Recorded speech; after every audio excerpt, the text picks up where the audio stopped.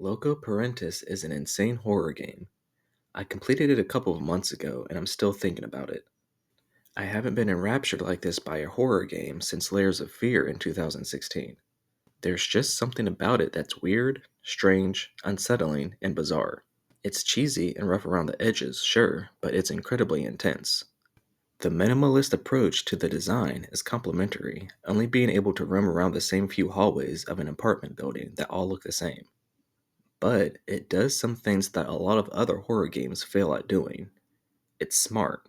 It's smart with its approach to its horror, and that's what makes it addictingly intriguing and incredibly unique.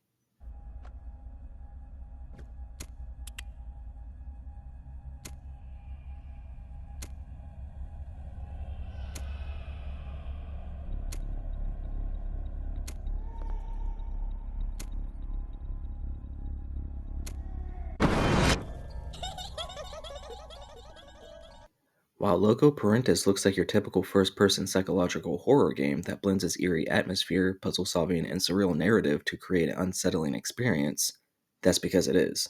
It does do that, and more. The game is developed by Fair Game Studio and released on Steam on September 19th of 2019. It takes place inside a seemingly ordinary apartment building, but it quickly changes into a loopy nightmarish maze filled with cryptic messages, disturbing imagery, and an overarching sense of dread. With its mix of exploration, psychological horror, and escape room style puzzles, Loco Parentis aims to unsettle you rather than relying on cheap jump scares. But does it deliver a truly terrifying experience, or does it get lost in its own maze of surreal horror?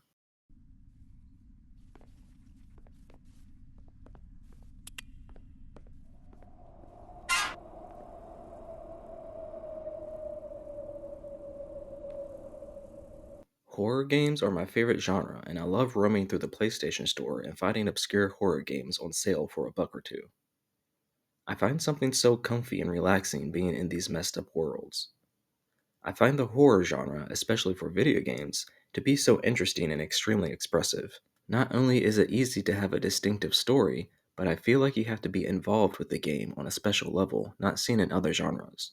The interrelationship of the narrative and how it involves you as the player with a sense of trepidation and how that evolves over the course of the game can be fascinating if done well.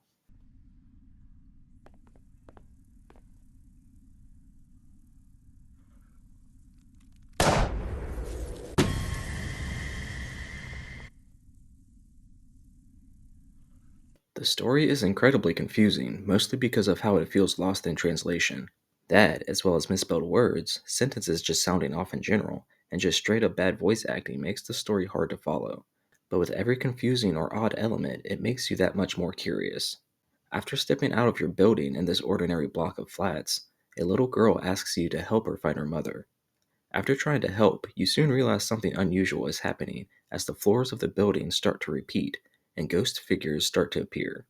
Now you have to make it out of this nightmare filled with devilish neighbors and ghastly apparitions.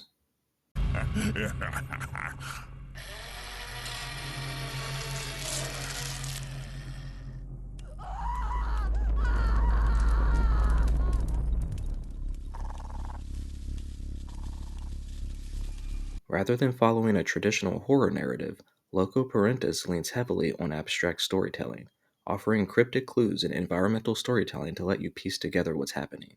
The lack of straightforward exposition works in the game's favor as it enhances the mystery and psychological unease. However, if you prefer a more structured plot, the fragmented storytelling may feel a bit frustrating rather than engaging, especially with how spotty it is right off the bat. The game thrives on its oppressive atmosphere. The apartment complex transforms as you progress, with walls warping, doors leading to impossible spaces, and ghostly figures appearing in the distance. The feeling of isolation is palpable, and the unpredictability of the world keeps tension high throughout the experience.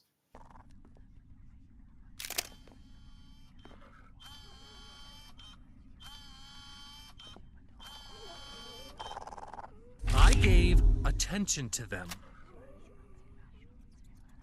The gameplay and what you'll be doing changes up throughout the game. Elements get introduced during one chapter and then get added onto another mechanic in the next.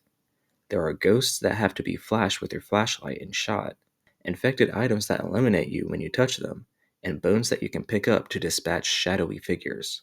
You have to be wary of all the dangers lurking in the dark while figuring out the puzzles by going up and down the looping floors. The thing is, because of the translation errors, it's sometimes hard to figure out what you need to do exactly, making you aimlessly roam the halls having to ward off the endless supply of demons. There are a decent amount of unfair deaths as well, since the enemies can spawn from anywhere, sometimes popping up right behind you. Regardless, Loco Parentis is very creative in its approach to the gameplay, giving you something new to do with every objective.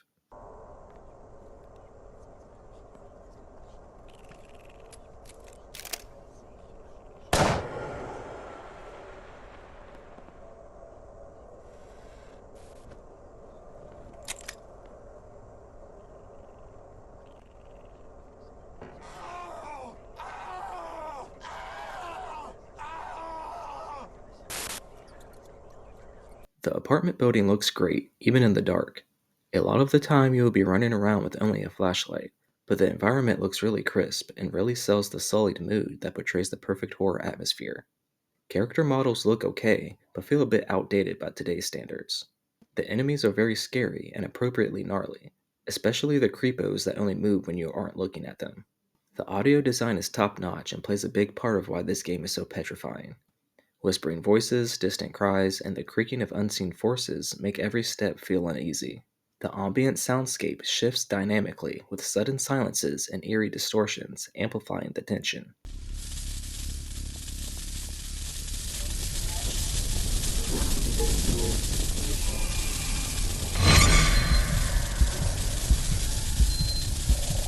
I was going to talk about this game briefly in one of my 3 game reviews videos, but I felt compelled to give it its own video. After doing a bit of research for this review, I found out that the original version has co op and VR support. I think that's incredible. This game really surprised me the entire way through. The twists in gameplay, how horrified I actually was, and the overall sense of dread are spectacular. There is a film of jank that caresses the surface of the game for sure, like your ability to run hardly ever working correctly, or interaction with items feeling off, but they are so easy to ignore. This is one of the scariest games I've ever played, and though I've played a lot more horror games than you probably think, it's still saying something. I adore and applaud creative games and ideas I haven't seen before, and it directly affects how I look at and process games and my experience playing them. With that in mind, I think Loco Parentis should be talked about a lot more.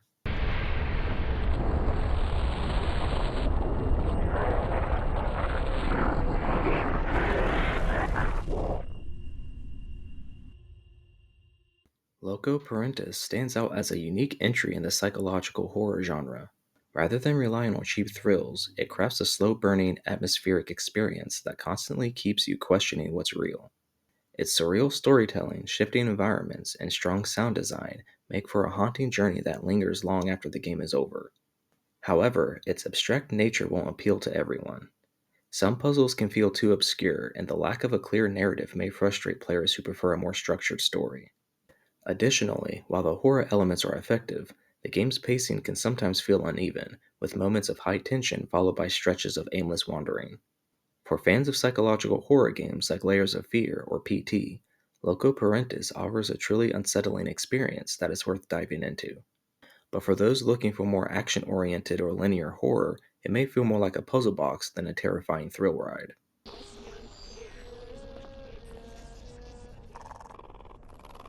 I give Loco Parentis a 7.5 out of 10.